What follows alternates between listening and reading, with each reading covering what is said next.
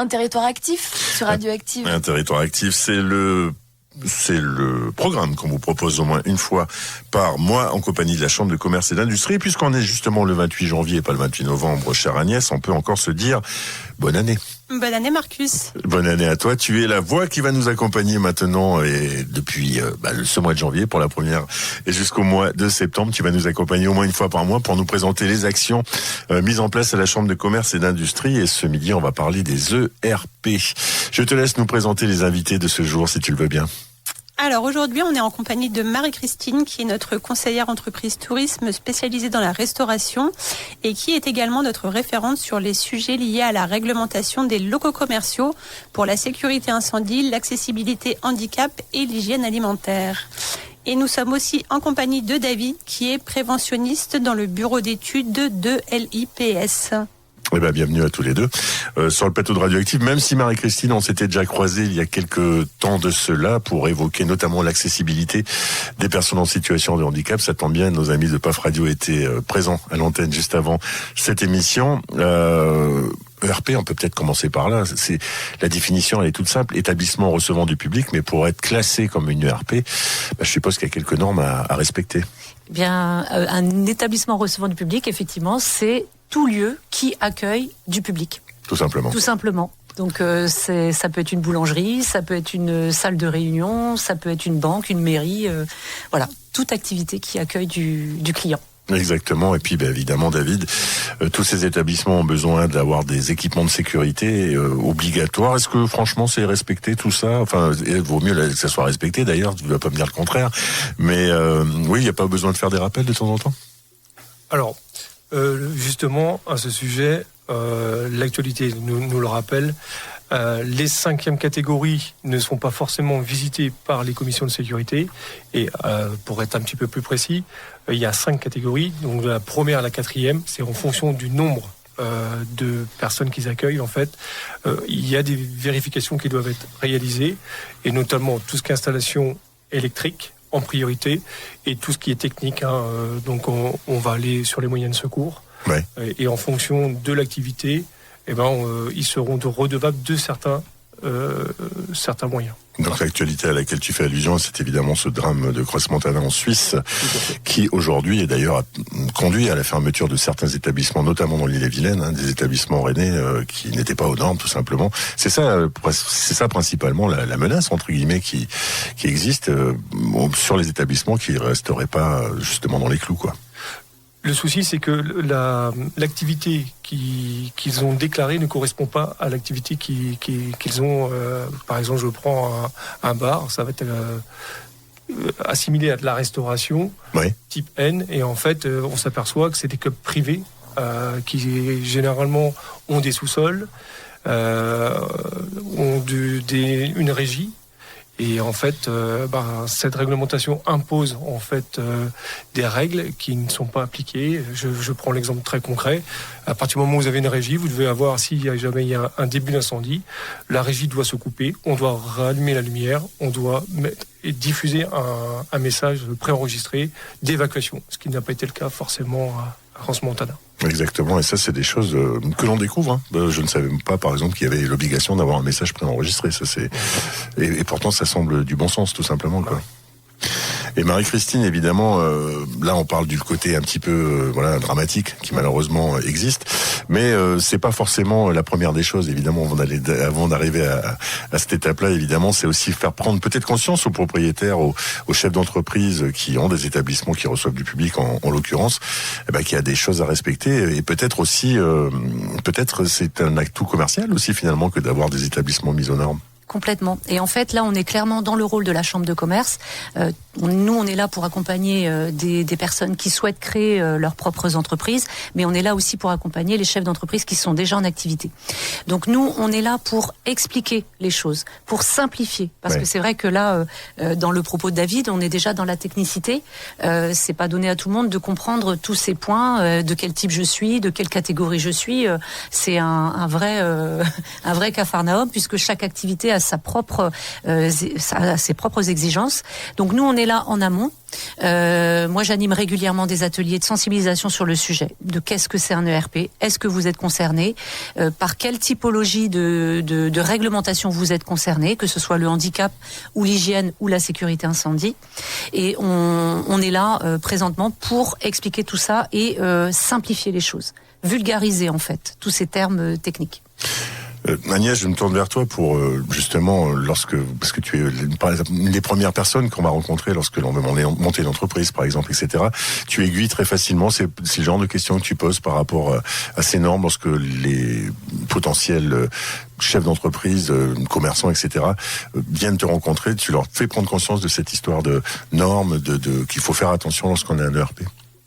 C'est important que même en amont de leur création, ils passent par l'expertise de Marie-Christine pour éviter déjà de s'engager sur un local qui serait pas aux normes et qui, du coup, dans lequel il faudrait qu'ils fassent des travaux qui leur coûteraient potentiellement plus cher que ce qu'ils avaient prévu initialement. Il y a une réglementation, il faut l'appliquer, il faut que les gens prennent conscience aussi qu'on fait pas comme on veut et que les conséquences peuvent être dramatiques. Donc on a la chance d'avoir Marie-Christine qui a une vraie expertise. Il faut que les gens prennent conscience que c'est un passage obligatoire en fait à partir du moment où ils accueilleront du public dans le cadre de leur activité. On parlera aussi des rendez-vous qui se mettent en place tout à l'heure, parce qu'il y a des rendez-vous qui se mettent en place pour justement évoquer tout cela.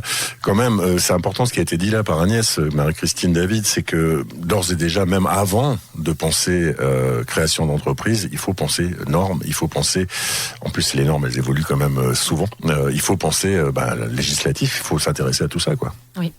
Et il faut vraiment l'anticiper parce que clairement, moi ça m'arrive d'être quelquefois en fin de parcours parce que les gens ont eu mon nom que en fin de parcours. Ouais. Et quand j'analyse le dossier, effectivement, comme disait Agnès, je leur dis attention, là par exemple, vous n'avez pas le sanitaire qui est adapté, il va falloir l'adapter, ça coûte tant. Est-ce que vous l'avez prévu dans votre prévisionnel ? Ouais. Ah non, le prévisionnel il est fini, l'accord de banque il est déjà donné. C'est vrai qu'on pense, je pense que les personnes, pardonne-moi, mais les personnes pensent avant tout financement, ils pensent création d'entreprise, banque, etc. Ils pensent pas forcément sécurité, mise aux normes, etc. quoi. C'est pour ça, et c'est vraiment le rôle important que nous on balaye en fait tous ces sujets-là. Et comme tu le dis si simplement, c'est aussi pour moi un acte commercial de rendre son établissement aux normes, que ce soit au niveau sécurité, ça donne une transparence et une sécurité pour les clients. Ils savent que s'ils vont dans tel bar ou dans tel lieu, ils vont être en sécurité parce qu'ils savent que les sorties de secours sont dégagées, prêtes à l'emploi. Et puis pour l'accessibilité handicap, pas seulement le moteur mais aussi le sensoriel, de voir qu'il y a des choses qui sont faites, c'est une famille, c'est des amis qui vont pouvoir venir, c'est le studio de radio actif qui va pouvoir venir profiter d'un événement. Donc c'est pour moi un acte commercial aussi de prendre ça en compte. Ça me rappelle toujours cette anecdote racontée par nos amis de PAF Radio, et de France Handicap. C'était quelqu'un qui était en fauteuil, qui regardait le commerçant, qui n'avait pas la marche qui permettait au fauteuil de rentrer dans le commerce et qui faisait tout sauf regarder la personne qui était en train de la regarder en face.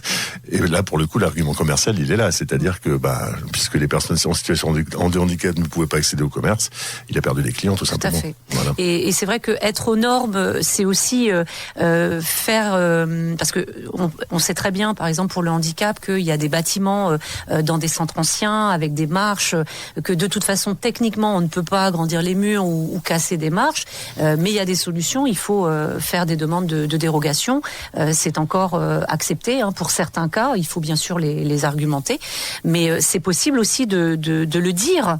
Je ne suis pas aux normes, mais j'ai fait le nécessaire pour que vous sachiez que je ne suis pas aux normes, mais que j'ai peut-être des mesures compensatrices, une rampe amovible qu'on peut dégainer à l'arrivée d'une personne effectivement en fauteuil. Il y a parfois des solutions. Quelque chose me vient à l'esprit, et là, pour le coup, je vais faire une petite parenthèse, puisqu'on évoque évidemment l'actualité de la Chambre de commerce et d'industrie, et donc des potentiels entrepreneurs, mais je vais revenir sur le service public, qui, David, je pense, n'est pas que irréprochable, parce que j'ai quelques exemples très en tête, et que je ne citerai pas forcément ici, mais où les normes, elles sont pas forcément ultra respectées, quoi. Alors, tout d'abord, ce qu'il faut bien comprendre, c'est que avant de respecter les normes, il faut savoir de quoi on parle. Oui. Dans le sens où, quand les personnes ont un projet, il faut déjà écouter ce qu'ils veulent faire, parce que eux, ils ont déjà leur idée. Je prends un exemple très concret. Vous avez des personnes qui vont loger des personnes dans un bâtiment. Oui. Très bien. Mais en fonction du nombre de personnes, vous avez soit c'est de l'habitation, donc un gîte, en fonction du nombre de personnes, soit on va être dans la catégorie hôtel. Et donc, les gens, j'ai eu des exemples très concrets, dans une ancienne ferme de la Beauce, où ils accueillaient plus de 60 personnes. Ils avaient aménagé des greniers en dortoir, et je leur ai expliqué, écoutez, ce que vous faites, c'est très dangereux. Déjà, au niveau construction, on ne sait pas si votre bâtiment il est stable. On ne sait pas au niveau installation électrique si c'est aux normes. On ne sait pas.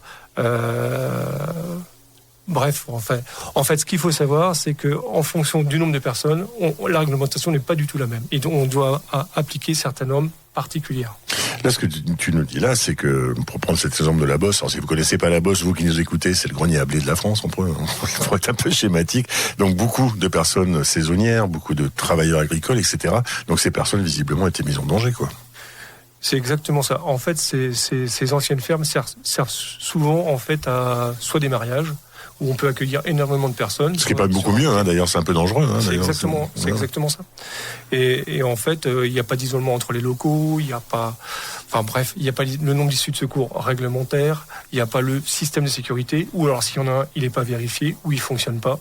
Il n'y a même pas de consigne, même pratique, sur qui appeler en cas de danger, en cas de problème.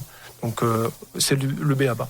En fait, il faut reprendre, d'où l'importance de faire un audit, dans un premier temps, voir quels sont leurs besoins et les diriger, et renseigner en fait après aussi communiquer avec les administrations, enfin la commune, et puis les services instructeurs tels que les services départementaux des pompiers. Voilà. Donc qui viennent faire ce diagnostic qui est indispensable, et c'est vraiment une histoire de sécurité, j'ai presque envie de dire de bon sens même par moment, quoi. Faut être pragmatique, oui. Oui, c'est ça.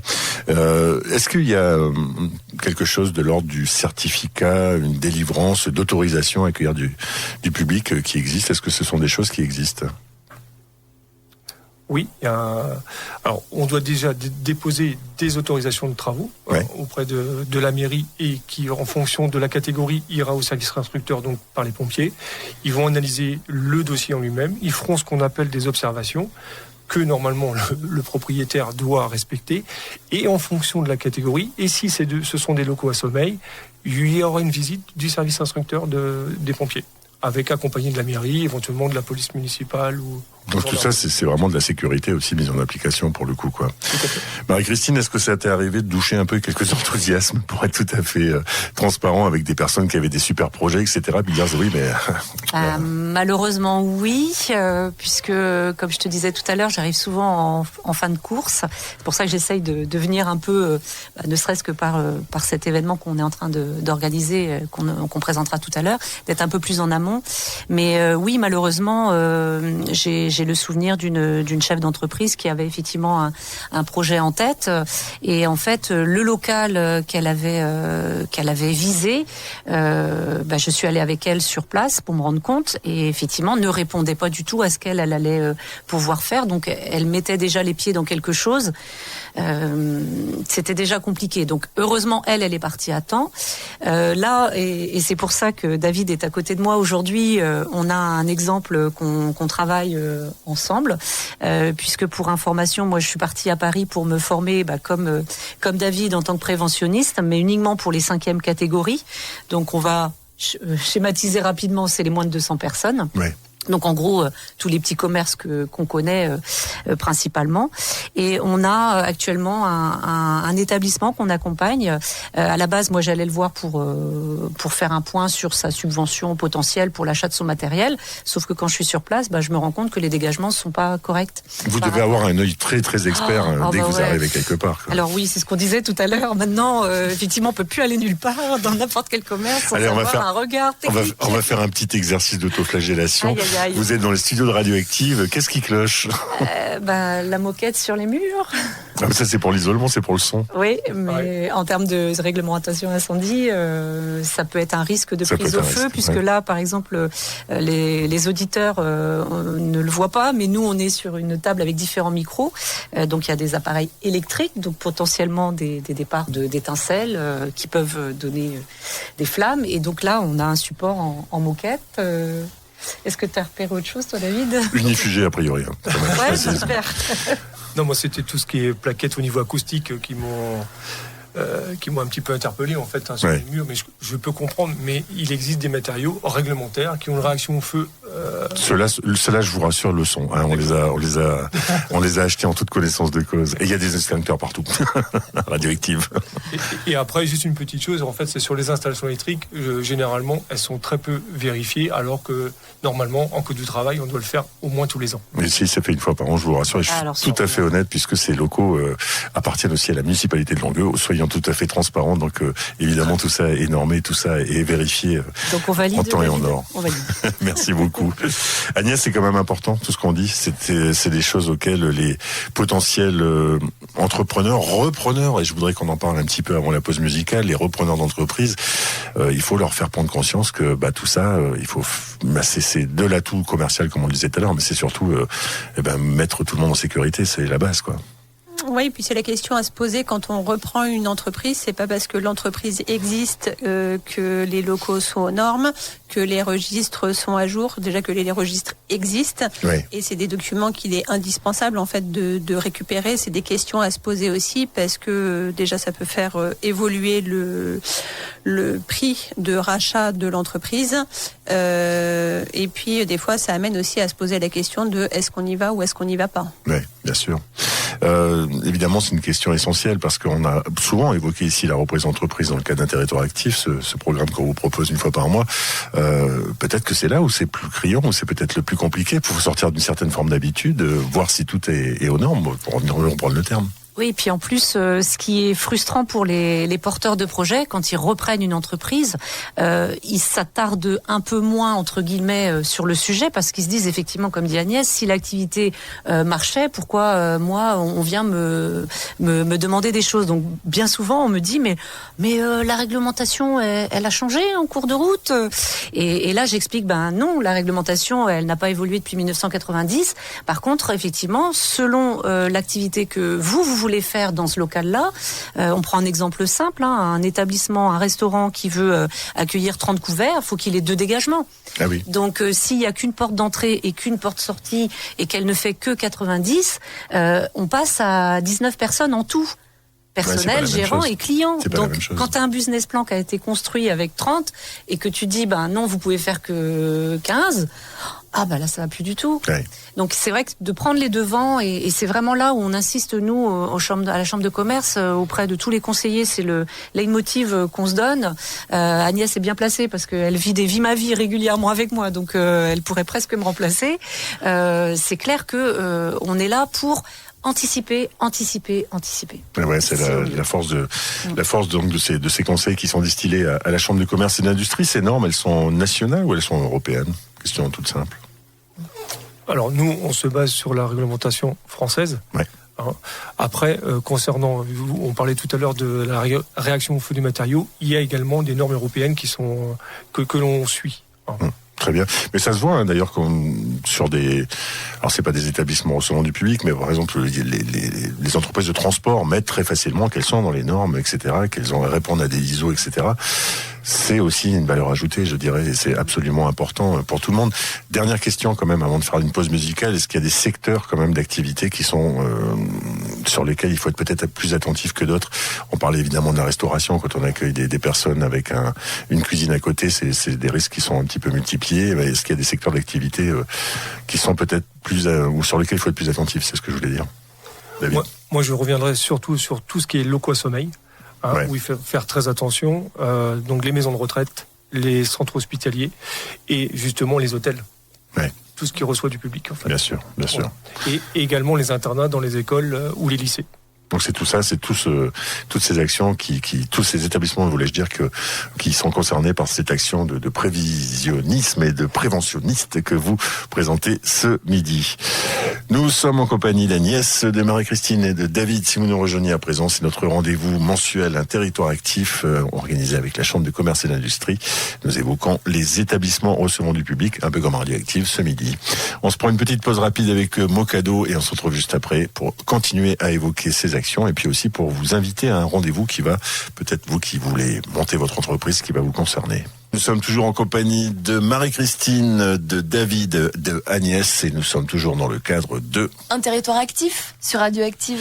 Rendez-vous mensuel avec l'actualité de la Chambre de commerce et d'industrie. Nous évoquons ce midi les établissements recevant du public, les mises aux normes, la vigilance qu'il faut avoir lorsque l'on reprend notamment un établissement.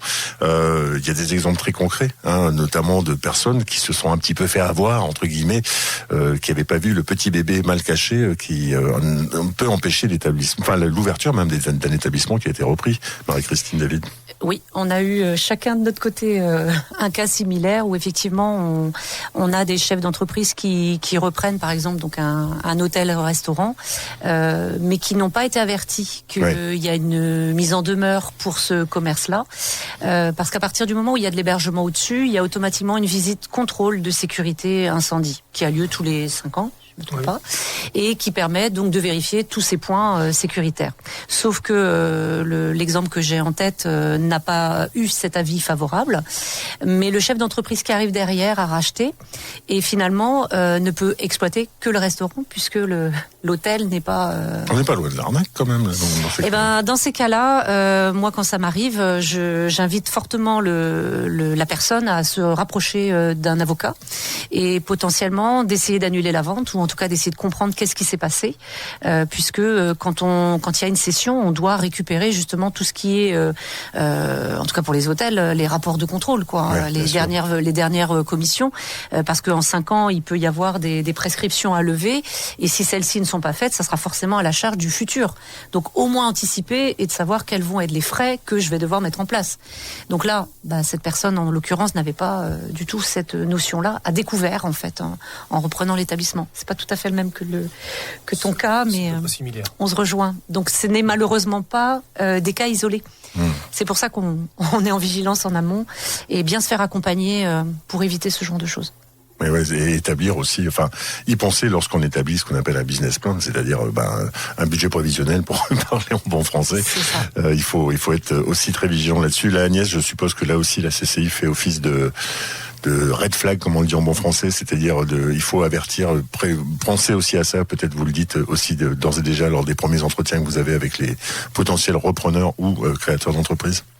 On le dit, on fait de la sensibilisation pour ça et on sait que la clé de toute façon c'est de répéter et répéter encore. Et c'est pour ça que vous êtes là au moins une fois par mois. C'est pour ça qu'on est là aussi et c'est important parce que il y a derrière de vrais enjeux. Ouais. Des enjeux qui sont commerciaux, des enjeux qui sont aussi de sécurité, tout simplement. L'exemple de tout à l'heure de David, de personnes comme ça, de sommeil. Quand on accueille des personnes qui vont dormir sur place, par exemple, effectivement, il faut faire attention.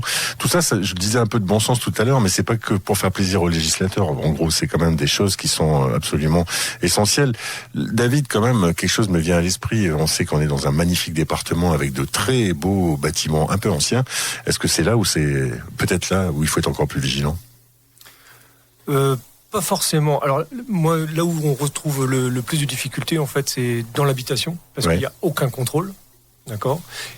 Donc tout ce qui est immeuble d'habitation. Là, on retrouve le nombre de décès le plus important. Ah oui, quand même. Bah oui, parce qu'en fait, si vous prenez un hall d'entrée, souvent on retrouve les boîtes aux lettres, les canapés, l'occupation. Des gaines verticales qui ne sont pas forcément recoupées.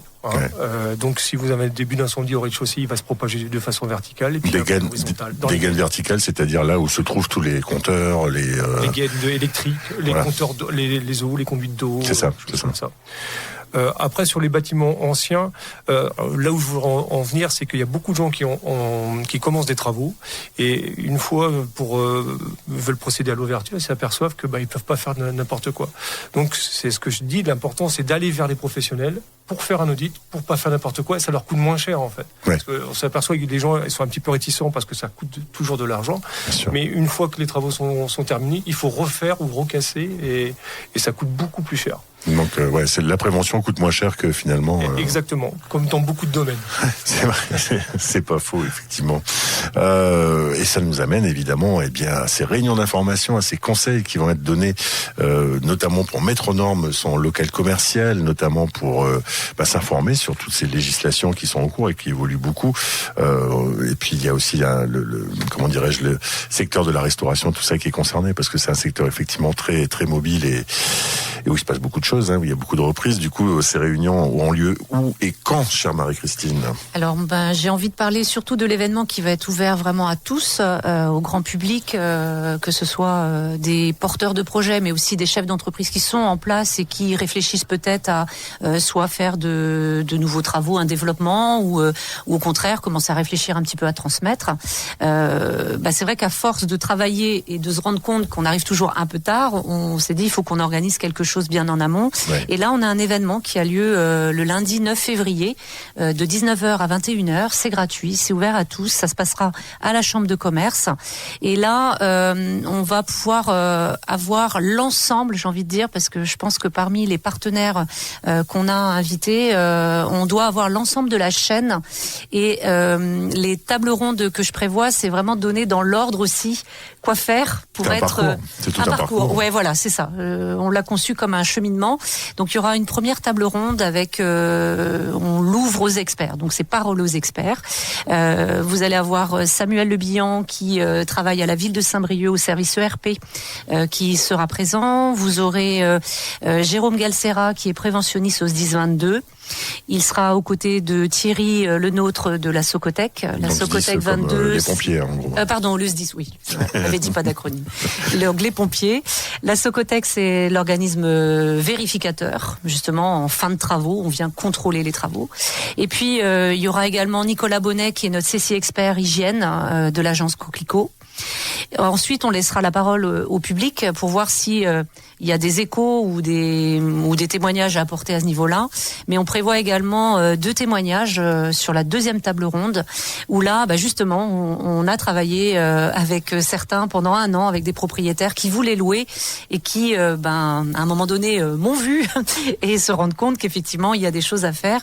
Et comme à l'époque, j'étais pas formée, j'ai transmis l'accompagnement pour que ça soit plus judicieux et bien mieux cadré avec Jean-François Gouy qui est un architecte d'intérieur qui est basé sur l'Ille-et-Vilaine. Oui. Parce que voilà, c'est très transversal tout ça, pardonne-moi. Tout est transversal. C'est ça. On se rend compte qu'il n'y a pas de secteur d'activité à partir du moment évidemment où l'établissement reçoit du public qui n'est pas concerné par tout ça, quoi. Tout est lié en fait, du début du projet jusqu'à l'installateur électrique. Donc il faut penser à toutes ces étapes-là et du coup dans le village des stands où on aura tous ces corps de métier, tous ces personnes, comme David qui travaille pour un bureau d'études, on va avoir toute la chaîne et savoir à quel moment et qui est pertinent au moment-là. Et en fait, on se rend bien compte qu'on travaille tous main dans la main. Bien sûr. Pour la sécurité des clients. Bien sûr, et ça va de soi. Et je parlais de bon sens tout à l'heure, mais c'est vrai que le bon sens, il faut aussi le creuser. Il faut être aussi en veille. Je suppose, David, que tu passes pas mal de temps à regarder les différentes évolutions juridiques qui sont concernées par l'accueil des personnes dans un établissement public. En fait, on a des rappels réguliers. Puis moi, je suis abonné à des sites en fait où j'ai des petits rappels réglementaires. Mais effectivement, le dernier, c'est le 1er décembre 2025, qui concerne des établissements de 5e catégorie, avec justement les vérifications techniques qui passent par exemple de 1 an à 3 ans. Donc ça, c'est important. C'est un coût financier aussi. Il faut avertir dans ce sens-là aussi les exploitants. Voilà, tout simplement pour faire des économies. Ils peuvent aussi faire des économies. Très très bien. Et donc toutes ces personnes, tous ces exploitants, évidemment, la Chambre de commerce et d'industrie, vous êtes à la pointe des évolutions législatives et juridiques diverses et variées, je suppose, Agnès. Vous êtes complètement au courant de tout ce qui se passe et donc vous pouvez aussi conseiller là-dessus ou envoyer vers Marie-Christine ou David, quoi. C'est ça, c'est notre devoir de nous tenir au courant pour pouvoir informer les porteurs de projets, les repreneurs, les chefs d'entreprise et toutes les personnes concernées de près ou de loin par le sujet. Très très bien. Donc rappelle-nous la date, si tu veux bien, de cet événement qui est quand même un événement d'information majeur pour le coup. C'est ça, pour toutes les personnes qui veulent se poser la question de par où commencer, on vous donne rendez-vous le 9 février à la Chambre de commerce à Saint-Brieuc à partir de 19h et jusqu'à 21h. Est-ce qu'il faut s'inscrire ou on vient comment ? Alors vous pouvez vous inscrire via le site internet de la CCI. Après, pour les personnes qui n'auraient pas pu le faire, l'entrée aussi est ouverte à tous. Bien sûr, parce que c'est quand même des enjeux importants au-delà de l'aspect commercial. C'est des enjeux de sécurité qui sont absolument essentiels. Marie-Christine, évidemment, quand tu arrives et que tu rencontres ces personnes-là, il faut faire preuve d'un petit peu de pédagogie, je suppose aussi. Ah oui. Moi, je suis pas là pour jouer le contrôle. J'explique en fait pourquoi on demande telle ou telle chose. Par exemple, pour le toilette PMR, pour avoir un toilette accessible pour les personnes en fauteuil, on demande 2 barres d'appui. J'explique à quoi servent les 2 barres d'appui. Donc moi, je suis équipée d'un fauteuil roulant, donc je me déplace, je m'installe sur le fauteuil et j'explique que la barre horizontale, c'est pour s'installer sur le toilette et la barre oblique, c'est pour se redresser. Donc elles ont 2 usages, 2 fonctions, donc il faut la double barre. Ouais, c'est tout simple. C'est tout simple, mais c'est vrai que si on n'explique pas, ils ne comprennent pas. Ils se disent, mais encore une dépense de plus. Mais non, en fait, si on explique, ah bah oui, d'accord, bah là je comprends, bah là bien sûr je vais y aller. Enfin, s'il y a un objectif et un usage, puisque moi je me mets toujours dans la place de la personne, si on explique l'usage qu'on en fait, bah il n'y a pas de souci. Et ça, c'est important parce qu'il y a souvent des discours un peu, il y a trop de normes, on nous oblige à plein de choses, etc., etc. Non, mais en fait, en réalité, c'est pas pour casser les pieds des uns et des autres, quoi. C'est ce que vous nous dites quand même, David, Marie-Christine. Et puis quelquefois, il y a des petites astuces toutes bêtes à mettre en place, sans faire de gros travaux. C'est ça. Mais auxquels on n'aurait pas pensé. Donc on est là pour ça aussi. Donc là aussi, les matériaux, toutes les choses qui évoluent, vous êtes forcément au courant de tout ça. Donc le rendez-vous, c'est le 9 février. Allez-y, si vous voulez vous-même créer une entreprise, si vous travaillez, par exemple, nous, on pourrait être concernés à Radioactive finalement. Tu es concerné, tu es un établissement qui reçoit du public. Ah, pas moi, c'est où je travaille. Oui, pardon, mais le local, le fait que Agnès, David et moi sommes là, nous sommes du public. Exactement. Donc tu es l'établissement Radioactive est un ERP. Exactement, et c'est important, heureusement d'ailleurs qu'on est un peu un ERP, sinon entre nous, ça serait un peu triste. Franchement, on va faire très attention, mais je pense qu'on n'est pas les pires. Honnêtement, ça va, il y a des petites choses à voir, mais c'est intéressant. Est-ce que comment ça se passe si on veut faire un diagnostic? On peut faire appel à la Chambre de commerce et d'industrie, y compris une association telle que Radioactive? Ah oui. Aujourd'hui, comme je suis montée en compétence, je peux accompagner, que ce soit sur le handicap ou l'accessibilité des locaux ou la sécurité incendie des locaux, pour les 5e catégories sans difficulté. Très bien. Donc moi, je viens sur place si la personne me le demande et je fais un état des lieux et je dis voilà, soit il y a ça, comme un peu tu l'as fait, est-ce que mon local il est ok ou pas. Pour ceux qui n'ont pas de local, moi je dédie tous mes lundis matins, j'ai une petite tranche horaire d'une demi-heure où n'importe qui peut poser la question, c'est gratuit. Ça peut durer 5 minutes, comme ça peut durer une demi-heure. Et là, je réponds à tout type de questions liées au local commercial. Et puis, si on veut en savoir plus, c'est sur prestation et puis en fonction de chaque cas. Donc, Agnès, je demande un devis et puis le client a sa prestation personnalisée. Et ça, c'est absolument essentiel. Est-ce qu'il y a peut-être des sites avant, peut-être de s'informer en amont comme ça, Marie-Christine, David, je vous pose la question à tous les deux. Est-ce qu'il y a des lieux sur Internet où on peut se renseigner justement sur ces mises aux normes, se poser la question et voir si on est à peu près réglo, quoi. Ce qu'il faut faire, pour moi, le démarrage, c'est de se renseigner auprès de sa mairie. Là où on veut s'implanter, parce que les services urbanisme sont la première porte d'entrée. C'est eux qui réceptionneront les dossiers, les projets, et c'est important de les toucher, parce que non seulement pour le local, mais aussi pour les travaux. Parce que quelquefois, on a des travaux qui sont prévus dans une commune, mais si on va pas les voir, on va pas le savoir. Et on peut ouvrir au mauvais moment, au mauvais endroit. Oui, ça veut dire, par exemple, quand il y a des travaux qui sont prévus dans sa rue, vous n'allez pas vous mettre en travers. Non, si on apprend au bout de 6 mois qu'on va avoir des travaux qui vont durer 3 ans, ça a un impact économique. Donc la première porte d'entrée, c'est les services urbanisme. Il y a toutes les pièces qu'il faut, normalement chacun présente les pièces officielles des différents dossiers ERP. Sinon, ils nous appellent au 02 96 78 62 00 et on saura leur transmettre les bons documents. 78 62 00, franchement ça se retient. Dernière question, parce qu'elle me vient un petit peu à l'esprit, on a parlé beaucoup effectivement de prévention et c'est absolument essentiel. On sait aujourd'hui que les mises aux normes, par exemple, je sais pas, il suffit de se promener un petit peu dans l'agglomération Bréochine, il y a quand même beaucoup de toits en amiante, par exemple, en fibrociment, ce genre de choses. Je sais qu'il y a encore des établissements qui en ont, etc. Il faut aussi rassurer, David. Est-ce que toutes ces choses sont quand même neutres? Est-ce que tout ça se fait à peu près correctement? Ou est-ce qu'il faut obliger à intervenir avant quoi que ce soit? Il y a des diagnostics amiantes qui sont réalisés. On ne fait pas n'importe quoi avec. Non. Alors, non, je vais te donner un exemple très concret. Je connais un établissement qui accueille, par exemple, des jeunes sportifs où le toit c'est du fibrociment, quoi. Oui. Alors après, c'est pas parce que c'est en place que c'est dangereux. Le souci, c'est les poussières en fait d'amiante que vous pouvez éventuellement respirer, et d'où l'importance de, quand il y a un démontage particulier, des mesures très strictes prises par les entreprises qui procèdent au démontage. Voilà, c'était un exemple, mais pour vous dire que faut se renseigner, faut s'informer. Tout n'est pas dangereux, il suffit simplement de manipuler avec précaution, si je comprends bien. Et puis surtout, quand c'est dangereux, il faut intervenir. Et c'est ce que vous faites et vous donnez ces conseils-là, bien entendu. Allez Agnès, je te laisse le mot de la fin pour nous donner le rendez-vous qui a été annoncé le 9 février. Comment il faut venir, comment il faut s'inscrire. Je te le redemande de nous le répéter avec beaucoup de plaisir. Donc on vous attend le 9 février dans nos locaux de la Chambre de commerce à Saint-Brieuc à partir de 19h pour une soirée du coup d'échange rythmée par des tables rondes, des témoignages et des paroles d'experts pour tout connaître sur le local commercial conforme. C'est parfait et c'est tout à fait complet. En tout cas, merci pour ces éclairages. Cette émission, vous pouvez la retrouver en podcast dès la fin de l'après-midi sur Radioactive, sur le site de la Chambre de commerce et d'industrie aussi. Sur nos réseaux sociaux également. Sur les réseaux sociaux également, donc Facebook au moins. Et LinkedIn. Et LinkedIn, bien sûr. Merci à tous les trois. Merci Marie-Christine. Merci David. Merci Agnès.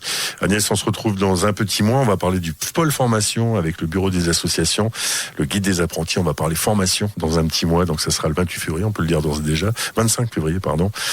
Parce que nous, on est ravis de vous proposer ce rendez-vous, un territoire actif au moins une fois par mois. Merci à tous les trois. Et merci puis Marcus. un maximum de monde donc à aller le 9 février pour vous informer et savoir ce qui est possible ou qu'il vaut mieux éviter de faire. Un territoire actif sur Radioactive.